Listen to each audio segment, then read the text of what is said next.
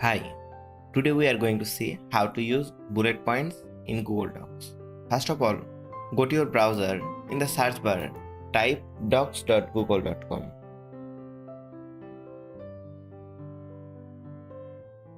Here, for video purpose, I am using a blank document. Here, you have to go format, then bullet and numbering. You can select number list or bold list. Then click on bold list and choose any of them. Here I am typing demo 1. Then after clicking enter, a new bullet point will appear. Then if I click enter, then another bullet point will be appear.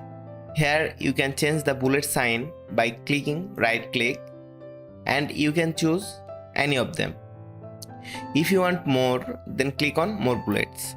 After that, you can see symbols, emoji, punctuation, number, format and white space, modifier, Latin, other European script, American script, African script, Middle East script, Southeast script, Southeast Asian script, Hangul and other East Asian script. If you don't find your bullet point, then click on search button and search it. Otherwise, you can draw a shape of it, then it will appear.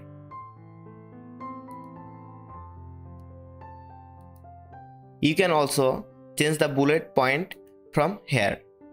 So this is how to use bullet point in Google Docs.